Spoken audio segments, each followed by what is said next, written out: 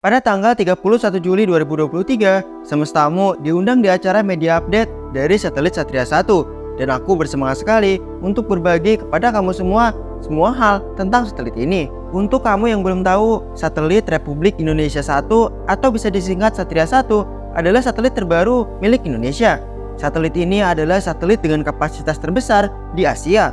Tujuan dari satelit ini adalah untuk menyediakan internet sebanyak 150 Gbps ke seluruh wilayah di Indonesia. Yang keren dari teknologi satelit seperti ini adalah tidak diperlukannya lagi tower BTS atau jaringan fiber optik. Kamu bisa terhubung langsung ke satelit menggunakan VSAT, sekalipun kamu berada di tengah hutan. Pertanyaannya, siapa yang bisa menggunakannya?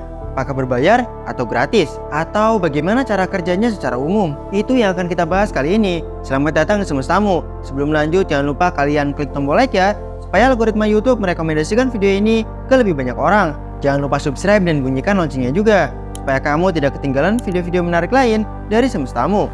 Satelit Satria 1 menjadi satelit pertama milik Indonesia yang bisa menyediakan layanan internet.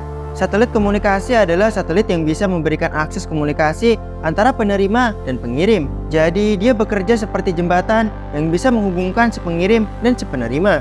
Hal ini bisa dilakukan dengan cara memasang pemancar dan penerima sinyal radio yang kuat, baik di satelit maupun di bumi. Untuk menerima sinyal dari bumi, satelit menggunakan 3 buah antena reflektor. Dan untuk mengirim kembali sinyal ke bumi, satelit Satria 1 menggunakan 116 spot beam. Lalu siapa yang akan mengirim sinyal? Sinyal akan dikirimkan oleh pemerintah melalui 11 gateway yang tersebar di seluruh Indonesia. Ke-11 gateway ini ada di Cikarang, Batam, Tarakan, Banjarmasin, Pontianak, Kupang, Ambon, Manado, Manokwari, Timika, dan Jayapura. Ingat, kualitas internet yang disediakan tidak dipengaruhi oleh jarak gateway ke kotamu. Gateway ini berfungsi untuk menghubungkan satelit dengan internet dan sebagai tempat pengendali satelit. Gateway akan terlihat seperti ini. Terdapat antena-antena yang sangat besar. Dari sisi pengguna akan diperlukan VSAT atau Very Small Aperture Terminal. Nah, jika kamu ke ATM, coba lihat. Di atas ATM tersebut biasanya akan ada antena. Itulah yang dinamakan VSAT. Berarti cukup gede juga ya. Bukannya punya Starlink kecil? Hal ini karena Starlink ada di low Earth orbit. Posisinya lebih dekat daripada satelit Satria 1 yang berada di orbit geostasioner. Jadi antena yang diperlukan akan lebih besar daripada milik Starlink. Tetapi selain itu, hal ini juga dipengaruhi oleh daya yang dikirimkan oleh satelit. Nah, jadi internetnya tidak akan bisa langsung dihubungkan ke HP kamu. Harus ditangkap dulu menggunakan antena atau VSAT ini. Dari VSAT kemudian ke modem, barulah kamu bisa menggunakannya lewat HP. Nah, kualitas internet kamu akan dipengaruhi oleh posisi kamu ke modem tersebut, seperti kualitas sinyal WiFi yang dipengaruhi oleh jarak antara HP kamu ke router. Dengan begitu, nantinya untuk mengakses internet tidak diperlukan lagi fasilitas darat, misalnya seperti menara BTS atau jaringan fiber optik. Untuk menjalankan semua komponen yang ada, satelit Satria 1 dibekali oleh 10 buah panel surya yang tersebar pada kedua sisi satelit. Ini yang cukup keren. Satelit Satria 1 menggunakan sistem penggerak yang cukup modern, yaitu sistem penggerak elektrik. Oleh karena itu, satelit ini tidak membutuhkan bahan bakar kimia. Akibatnya, satelit menjadi lebih ringan. Tetapi dengan pendorong elektrik seperti ini, satelit menjadi lebih lambat untuk sampai ke posisi di orbit. Seluruh komponen satelit disimpan di sebuah bodi bernama Spacebus Neo Level 6, desain terbaru dari Thales Alenia Space. Pembuatan satelit ini sangat kompleks, dibutuhkan kolaborasi internasional.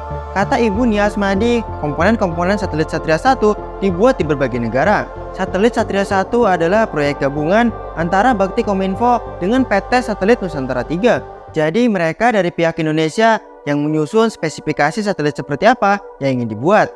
Setelah itu, komponen-komponen dipersiapkan dari berbagai pihak dan kemudian dirakit oleh Thales Alenia Space di Prancis. Di sana juga tidak hanya dirakit, satelit diuji semua komponennya.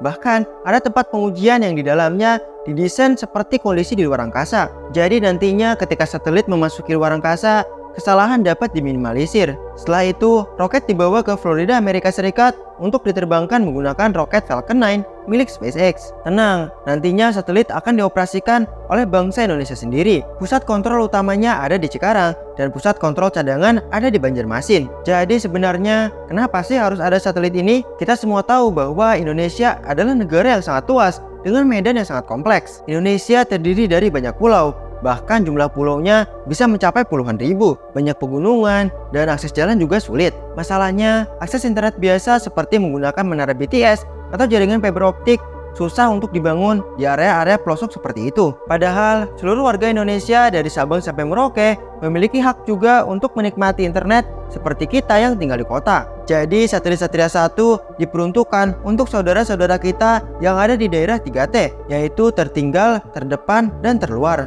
Apakah internetnya akan cepat? Satelit dibekali oleh teknologi yang canggih, yaitu Very High Throughput Satellite yang dapat memberikan layanan internet dengan kapasitas maksimal 150 Gbps. Tapi ingat, itu adalah kapasitas maksimum dari satelit, bukan kapasitas dari setiap pengguna. Jadi jika 150 Gbps tersebut dibagikan ke 150.000 titik, setiap titik akan memiliki kapasitas 1 Mbps saja. Itu pun jika satu titik hanya digunakan oleh satu pengguna. Bayangkan saja jika ada 10 orang yang pakai misalnya. Jadi setiap orang akan kebagian lebih kecil lagi. Tetapi ada rencana untuk mengurangi 150.000 titik tadi menjadi 50.000 titik saja, supaya internet yang didapatkan menjadi lebih besar. 150.000 titik ini nantinya akan difokuskan di sekolah-sekolah terlebih dahulu. Internetnya juga akan lambat karena memiliki latensi yang cukup besar. Latensi itu adalah berapa milidetik perbedaan antara kalian dengan server. Biasanya yang suka main game yang tahu itu. Jika kita hitung latensi dari jarak satelit yang berada pada orbit geostasioner saja,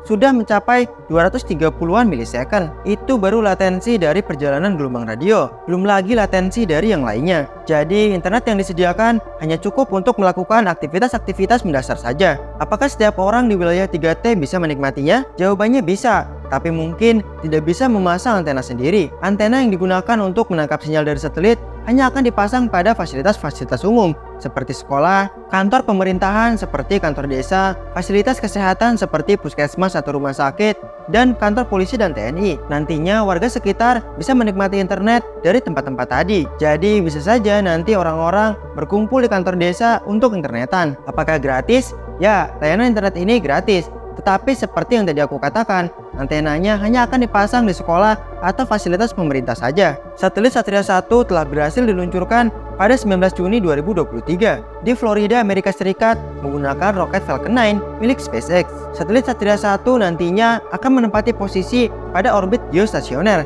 lebih tepatnya pada 146 bujur timur. Kenapa sih harus di posisi ini? Begini, kecepatan satelit hanya dipengaruhi oleh posisinya dari permukaan bumi, tidak dipengaruhi oleh massa dari satelit tersebut. Jadi, mau seberapa besar satelitnya, kalau memiliki jarak yang sama dari permukaan bumi, maka harus memiliki kecepatan yang sama agar dia stabil, tidak jatuh atau terlempar. Pada jarak 35.785 km di atas permukaan bumi, kecepatan satelit akan sama dengan kecepatan putaran bumi. Posisi ini ada di sepanjang garis khatulistiwa dan dinamakan orbit geostasioner. Orbit yang stasioner atau diam jika diperhatikan dari permukaan bumi. Hal ini penting karena satelit Satria 1 ya cuma satu. Karena cuma satu, jadi posisinya harus selalu berada di atas wilayah Indonesia. Bayangkan kalau satelitnya ada pada posisi yang lebih rendah, misalnya pada medium orbit atau low orbit. Nanti satelitnya bisa ada di posisi bumi yang lain, otomatis internetnya nggak bakal jalan. Oleh karena itu,